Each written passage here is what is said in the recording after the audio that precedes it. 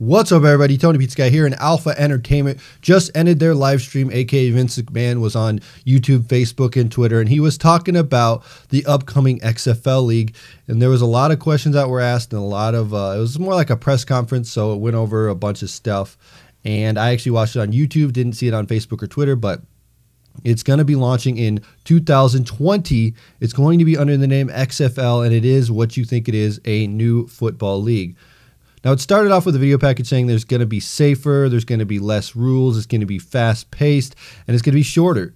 There may be no halftime, there may be less commercials, and we will definitely get 8 teams, 40-man rosters, we'll get semifinals and championship games, and it's going to be broadcast on multi-platforms. Now we're getting over to the Q&A, the press conference part of this. So there's a varied questions here from a lot of people around the media, sports, news, all that stuff. So first question coming in, why bring the XFL back? Vince McMahon says, now is great. We've always been thinking about it, and now is the time to do it. What's the differences between then and now? And Vince said, back then the quality of play wasn't always the best, but he thinks that the quality of play needs to be upped, and that's what the difference is going to be now. He was asked about the broadcast type. Was this going to be on television? Where is this going to be airing? And he did say there's going to be a mixed forms of different types of presentation, whether it's going to be on social media with Facebook, Twitter, YouTube, or Twitch maybe. He didn't actually mention YouTube, Facebook, or Twitter as far as broadcasting, or maybe a streaming service, but he did say there'd be different presentations such as online and traditional television. He was asked, is this going to affect the day-to-day control of WWE? And he says it won't affect WWE at all. He was asked about crossover from WWE to XFL. We saw it in the past with some WWE people on XFL, and he said there is absolutely 100% no crossover from WWE. What is Vince's role being in front of the XFL? And he says, I won't be in front of the XFL. This might be the last you see of Vince McMahon, which I don't know if I believe him, if this is the last we'll see of him talking about the XFL, but he says he's going to hire a whole team, and they're going to be the ones that are going to be the faces of the company, and he's not going to be out there. He's going to make sure he has the right people in charge. He was saying, with the rating slump and taking a knee, is this the reason why you're bringing the XFL? And he said, no, we always wanted to take another go at it. We always wanted to bring back the XFL. It was something I always loved, and it didn't have anything to do with anything going on in the NFL. He was asked, is this going to be a spring league, which is a good one because, there's no spring football. He says, kind of, but not really. It's going to start at the end of January and carry on. He says there is 7 months of no football, so there's a void to be filled there. He says, is there going to be an ownership model? Are you going to franchise? What cities are announced? And he said, we have no franchise model. It's going to be owned by the league. And he says, we don't know any cities yet. We're still working on that. We're taking feedback from the fans. We don't really know what the be-all, end-all is, but we are taking suggestions. So if you want to put those in there.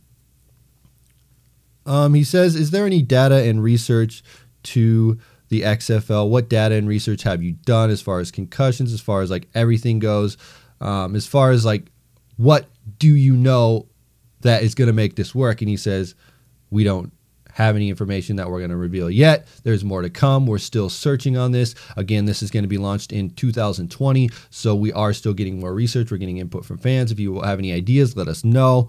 And we're still researching. We're going to get the best results possible, and we're going to make this a safe game. Again, he was also asked about concussions, and he said, we're going to reimagine the game to make it as safe as possible. We're going to have experts that are going to make sure that this is the best possible, safest game that we can give. Someone was asked about, someone did ask him about, what about President Trump? Does he support this? And he says, I have no ideas on his views. And this is not going to be a political-driven sport. This is not political at all. We're going to keep politics out of it. People just want to watch good football, and I don't know what Vince supports or what Trump supports on this. He was also asked, why are you not concerned about oversaturation? He did say there are 7 months of no football. We're going to have a faster game, and we're going to make our own demands. So we're not going to rely on the NFL demand. He said with simpler rules, you think that there's going to be an easier way for people to get involved and watch this. They asked, is there going to be no political and free speech involved with this? Vince said there are going to be rules and regulations, so when people sign on, they will know what they're getting into. He also did say the national anthem is important, but we are here to play football, so he wants to make sure that the national anthem is an important part of sports, and it will be in the rule book. He didn't say that you have to stand during the national anthem, but he did say that the rules will be there. He kind of hinted that it would be a thing, but he did say before people actually play the game, they'll have the rules, they'll sign the contracts, and they'll know that these are the rules they need to follow. He was asked, what cities are you going to be in? He says, we don't know yet. We're going to go where the fans want us. We're nowhere near picking the cities that this teams are going to be involved in. And he's going to target markets where football is already there. It would be dumb not to. Then somebody asked him, can you reiterate on making it safer and faster? He reiterated again about how it's going to be as safe as possible. As far as the faster goes, he wants to be no halftime maybe. And 2-hour games is the key for that. He says 3 hours is too long. And it's funny coming from him saying that 3 hours is too long because Monday Night Raw is 3 hours. So I wonder if he really doesn't like the 2 hours on Monday Night Raw, but they're only there because of the television deal. I don't know. He was asked about the ESPN documentary and if that was the reason why he brought back the XFL. He said it was a great documentary and he wanted to do this for years and it didn't have anything to do with it. He was also asked, why did you pick the XFL as the name again? Why did you not do a different name? Quite frankly, he said there's a lot of history with the XFL in the past, and that name is still like a buzzword, and he just thinks it's a really cool name. He asked for TV partners. Do you have any potential TV partners for this deal? He says, all options are available. We don't have any TV partners as of yet, but we are looking for digital and traditional. He says with the simple rules, it will be easier for people to get into it. And UK might be a market as well, but they're looking for traditional and digital types of broadcasting. He was asked about the names on the back of the players' jerseys, like He Hate Me. And he says it's an option, but he's not sure what the fans want. If the fans voice their opinion and that's what they want, they will do that. But as of currently, he doesn't know yet. Back to the national anthem. We were clarifying this for real now. They said, can you just go straight with me and tell me about the national anthem? Are they going to have to stand for the national anthem? And he says in any sports, it's appropriate to do that. For any country, he thinks that if it's in the rule book and the athletes sign the contract, they'll know what they're going to do. And he also did say, talking about the broadcasting, he said that the feed can be customized for how they want it. So if they want to have commentators that are more traditional for the traditional television, they can have those commentators, or they can present the product differently for different markets. So if it's on TV, they could broadcast it differently than it's on social media. They could broadcast it differently than it's like, because think about it. If you're watching something on TV, it's going to be a different broadcast than what you watch on Facebook, YouTube, Twitter.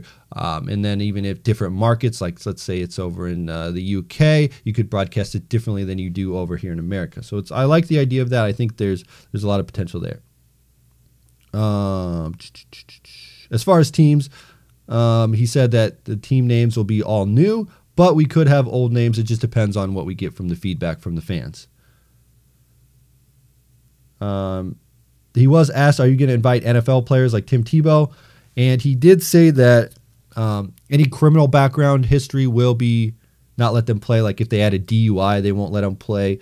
But if they play football, they are eligible to play. So it's up to them if they want to play like a Tim Tebow. But again, like I said, criminal background is going to take into effect, and they have to make sure that they're following the rules. And then again, they said, can you clarify on any of the players that are going to be in the league? And he said, anyone who wants to play football and follow the rules. And then he was asked about any like broadcaster commentators, and will there be like WWE commentators on there like Jesse Ventura and stuff like that. And he said, no, there is no crossover from WWE broadcasters. And then they were asked, he was asked, can you outwork Roger Goodell? And he said, I will hire professionals to take this. I will not be out front. I'm going to have a team of people that are going to be able to handle this. It's not going to be just me. There's going to be a bunch of people that are going to help this. And then he was asked, did you ask Linda McMahon for advice on this? And frankly, he said no.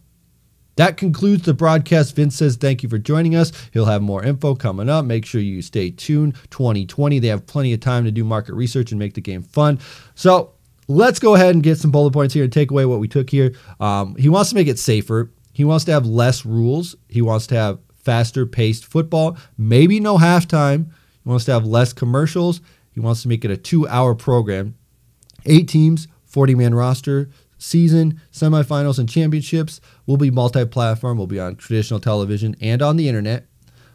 He wants to make sure that it starts at the end of January and goes for it then. There's 7 months of no football, so he's going to make his own market and create his own on-demand for it.